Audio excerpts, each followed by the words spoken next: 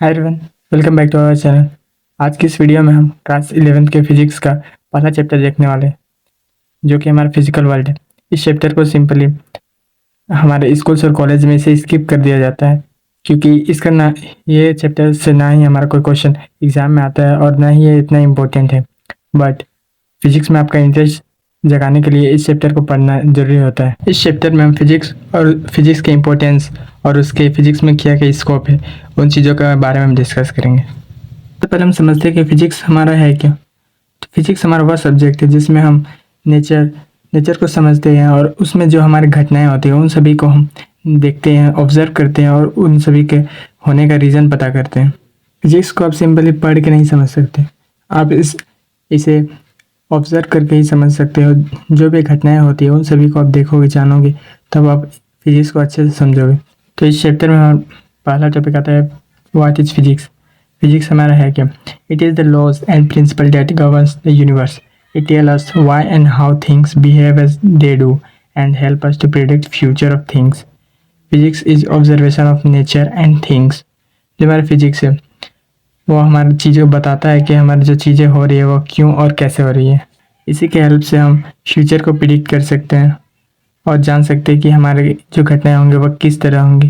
Physics को आप ऐसे ही देख के आप कभी समझ नहीं पाओगे। शुरू में ये समझ में आपको नहीं आएगा। आप जब भी हमारे जो डेली लाइफ में जो चीज़ें हो रही है उन सभी को आप ऑब्जर्व करोगे, तब धीरे धीरे आप फिजिक्स को खुद ब खुद समझने लगोगे।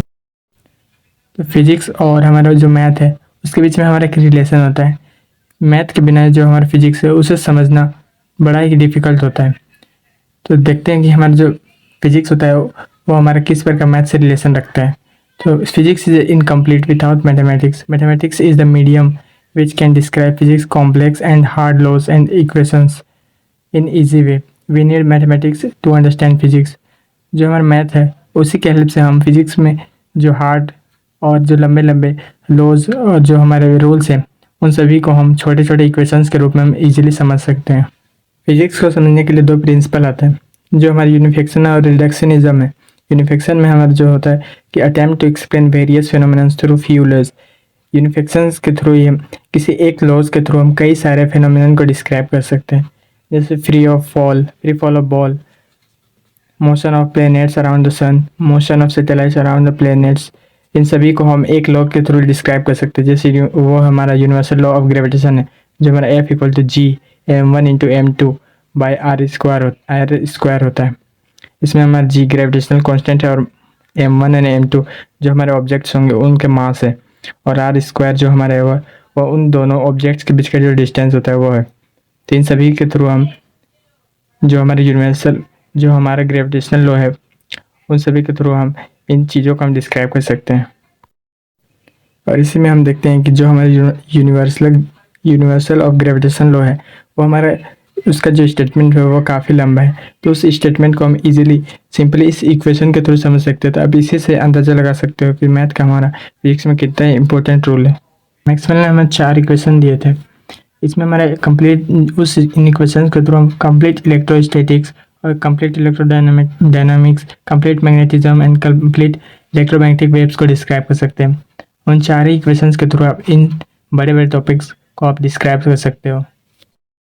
तो यूनिफिकेशन का मीनिंग होता है कि कई सारी घटनाओं को आप एक ही लॉ के थ्रू आप उन सभी को डिस्क्राइब कर पाते हो। यही हमारा यूनिफिकेशन कहलाता है। तो उसके बाद हमारा जो सेकंड फंडामेंटल प्रिंसिपल है वो हमारा रिडक्शनिज्म है। इसका मतलब होता है किसी भी चीज़ को तो उसे स्टडी करने के लिए आप छोटे छोटे टुकड़ों में तोड़ते हो और उन छोटे छोटे पार्ट्स को आप स्टडी करते हो और उन सभी के उस बड़े पार्ट के बारे में आप उन छोटे छोटे चीज़ों से ही पता करते हो। तो ये हमारा रिडक्शनिज्म कहलाता है। जैसे हम एग्जांपल के एग्जांपल के लिए अगर हम देखते हैं तो हम जनरेटर को ले लेते हैं। जो हमारा जनरेटर होता है उसमें मैग्नेट्स, आर्मेचर कॉइल और स्लिप रिंग्स होते हैं। तो आप इन सभी के मैकेनिज्म को आप जब जानते हो तो आप खुद ब खुद जनरेटर के वर्किंग प्रिंसिपल को आप आराम से समझ सकते हो। इसी इजीली समझने के लिए हम स्मार्टफोन का एग्जांपल लेते हैं। स्मार्टफोन में हम 2 कंपोनेंट होते हैं, पहला हमारा हार्डवेयर और दूसरा सॉफ्टवेयर। हार्डवेयर जो हमारा होता है उसमें हम मदरबोर्ड में हमें ICs, speakers, mic, RAM, camera, storage, ये सभी चीज़ें होती हैं। और जो हमारा सॉफ्टवेयर होता है उसमें हमारे operating system, user interface, apps, designing, coding, ये सभी चीज़ें से मिलकर हमारा जो सॉफ्टवेयर होता है वो बना होता है। तो आप जब इन कंसेप्ट को समझोगे तो आप स्मार्टफ़ोन हमारा कैसे वर्क कर रहा है, कैसे हार्डवेयर और सॉफ्टवेयर दोनों मिलकर स्मार्टफ़ोन का वर्किंग कंप्लीट कर रहे हैं, इस प्रकार हम जानते हैं। तो रिडक्शनिज्म हमारा यही है कि किसी भी बड़े चीज़ को छोटे छोटे टुकड़ों में करके स्टडी करना।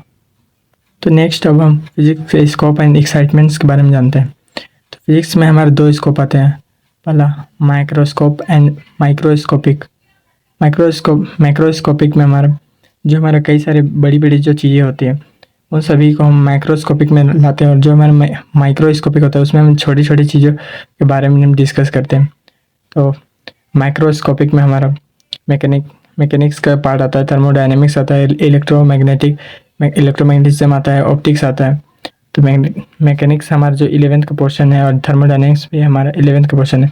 इलेक्ट्रोमैग्नेटिज्म एंड ऑप्टिक्स हमारा 12th का पोर्शन आता है। तो मैकेनिक्स में हम laws of motion, work energy, rotational motion, gravitation, properties of solids, properties of liquid, oscillatory motion, wave mechanics, sound, इन सभी चीज़ों के बारे में हम मैकेनिक्स में पढ़ते हैं। थर्मोडायनेमिक्स में हम heat, temperature, laws of thermodynamics, heat engine, conduction, convection, radiation, इन सभी चीज़ों के बारे में हम थर्मोडायनेमिक्स के पोर्शन में करते हैं। उसके बाद हमारा आता है इलेक्ट्रोमैग्नेटिज्म एंड ऑप्टिक्स। ये इन दोनों को हम 12 में पढ़ेंगे, और इन दोनों के अंदर में इलेक्ट्रोमैग्नेटिज्म के अंदर में हमारा charge, current, devices, magnetism, electromagnetic induction, alternating current, electromagnetic waves, और ये सभी चीज़ें हमारी इलेक्ट्रोमैग्नेटिज्म में आती हैं। उसके बाद हमारा ऑप्टिक्स में हमारा reflection mirror, refraction lens, prism, devices, telescope, microscope, ये सभी चीज़ें हमारे ऑप्टिक्स के अंदर आती हैं। ऑप्टिक्स में आप सिंपली लाइट के बारे में जानोगे कि किन किन रीजन्स की वजह से हमारे कई सारे फिनोमिनन होते हैं और जो हमारे लाइट के थ्रू होंगे। उसके बाद हमारा आता है माइक्रोस्कोपिक लेवल। माइक्रोस्कोपिक में हमारा जो पोर्शन है वो हम 11th में इसका कोई भी पोर्शन नहीं है, इसका पोर्शन हमारा 12th में हमें दिखता है, जिसमें क्वांटम फिजिक्स आता है। क्वांटम फिजिक्स में आप atom, nuclear physics, nature of electron, nature of photon, semiconductors, इन सभी चीज़ों के बारे में आप 12th में जानोगे। इसके बाद हम एक्साइटमेंट ऑफ फिजिक्स को देखते हैं। इसमें हमारा है क्या कि इसमें हमें ये बोला जाता है कि आप जब फिजिक्स को जानोगे तो उन सभी से हमें क्या बेनिफिट मिलेगा। हम फिजिक्स पढ़ते थे तो उससे हमें क्या होता है, तो इन सभी चीज़ों के बारे में हम इसके एक्साइटमेंट में जानते हैं। तो इसके एक्साइटमेंट हम देखते हैं। पहला हमारे डेली लाइफ फिनोमिनन, जो हमारे दिन प्रतिदिन होने वाली घटनाएं होती हैं उन सभी को आप समझने लगोगे। दूसरा कंडक्टिंग एक्सपेरिमेंट्स, आप कई सारे एक्सपेरिमेंट्स कर पाओगे। इसके एप्लीकेशंस, उन सभी एक्सपेरिमेंट्स आप कई सारी चीज़ों का फॉर्मेशन कर सकते हो और कई सारे नई नई डिवाइसेस को आप बना पाते हो। उसके बाद हमारा जो होता है चौथा एक्साइटमेंट, जो हमारा फ्यूचर प्रिडिक्शन है। जब आप फिजिक्स को अच्छी तरह से जानोगे, समझोगे, तो आप उससे फ्यूचर को प्रिडिक्ट कर सकते हो। इसका एग्जांपल हम वेदर फोरकास्ट को देखते हैं कि आप उसमें किस तरह से फिजिक्स को समझ के आप उसके फ्यूचर को प्रेडिक्ट कर सकते हो। फिजिक्स एंड टेक्नोलॉजी, फिजिक्स और टेक्नोलॉजी के बीच में रिलेशन क्या है? तो new physics gives rise to new technology. जो हमारे फिजिक्स है उससे हम कई सारे नए नए टेक्नोलॉजीज बना सकते हैं, कई सारे नई टेक्निक्स का फॉर्मेशन हम कर पाते हैं। जैसे हम सिलिकॉन चिप्स को ही ले लेते हैं, उनसे हम सेमीकंडक्टर बनाते हैं और सेमीकंडक्टर से हम लैपटॉप, मोबाइल और कई सारे डिवाइसेस बना पाते हैं। उसके बाद हमारा जो इलेक्ट्रोमैग्नेटिक वेव्स है उसके थ्रू हम वायरलेस कम्युनिकेशन के टेक्नोलॉजी का यूज़ कर पाते हैं। उसके बाद हम इलेक्ट्रोमैग्नेटिक इंडक्शन के एग्जांपल लेते हैं। इससे हम अल्टरनेटिंग करंट बनाते हैं, जिससे हम अल्टरनेटिंग करंट का यूज़ हम ट्रांसफार्मर और जनरेटर में देख पाते हैं। Need of technology gives rise to new physics. हम टेक्नोलॉजी की आवश्यकता है, कई सारे फिजिक्स में हम कई सारे और चीज़ों को उत्पन्न करती हैं। जैसे स्टीम इंजन के एग्जांपल हम लेते हैं, तो स्टीम इंजन का जब इन्वेंशन हुआ तो उससे हमें एक नई फिजिक्स के लॉ का फॉर्मेशन हुआ। जैसे फिजिक्स में स्टीम इंजन हमारा थर्मोडायनेमिक्स के कॉन्सेप्ट से बनता है, जिसमें हमारा हीट इंजन होता है, डीजल इंजन होता है। तो स्टीम इंजन में हमारा जो भाप से चलने वाला, जो वेपर से चलने वाला जो हमारा इंजन था, उसे हम स्टीम इंजन के नाम से जानते हैं। तो इस स्टीम इंजन से न्यू फिजिक्स का राइज हुआ था। तो इस तरह फिजिक्स का हमारा डेली लाइफ और हमारे इस नेचर में इतना इम्पोर्टेंट रोल है। तो अगर आपको फिजिक्स को समझना है तो आपको फिजिक्स में अपना इंटरेस्ट जगाना होगा। अगर आपने अभी तक फिजिक्स को ना ही समझा है और ना ही आप उसे अच्छे से समझ पाते हो तो भी कोई भी दिक्कत नहीं है। अगर आप कंसिस्टेंसी मेंटेन करते हो तो आप धीरे धीरे इन 2 ईयर्स में फिजिक्स को अच्छे से समझ जाओगे। फिजिक्स में इंटरेस्ट जगाने का एक सिंपल तरीका है कि आप कई सारे इवेंट्स को देखो, ऑब्जर्व करो। जैसे आप जनरेटर का ही ले लो, तो उसके प्रिंसिपल को अगर आपको समझना है तो आपको उसे देखना पड़ेगा और इसके वर्किंग प्रिंसिपल को धीरे धीरे आप समझोगे। तो यहाँ तक अब हमने फिजिक्स और इसके स्कोप और उससे क्या क्या चीज़ें हो सकती है उन सभी के बारे में जाना। तो अब हम इस चैप्टर के थोड़े से इम्पोर्टेंट पोर्शन को देखते हैं। इससे आपको एग्ज़ाम में कभी कभार 1-2 MCQs आ सकते हैं। तो इसमें हमारे जो टॉपिक्स है उसमें हमारा है फंडामेंटल फोर्सेस ऑन नेचर। जो हमारे प्रकृति में हमारे जो मुख्य रूप से जो हमारे फोर्सेस हैं उन सभी को हम इस टॉपिक में देखेंगे। जो नेचर में हमारे जो फंडामेंटल फोर्सेस है वो हमारे 4 हैं, जिसमें हमारा पहला है gravitational force, weak nuclear force, electromagnetic force, strong nuclear force. Gravitational force act between any 2 masses in the universe. जो हमारा ग्रेविटेशनल फोर्स है वो हमारे यूनिवर्स में किन्हीं 2 ऑब्जेक्ट्स के बीच में लगता है।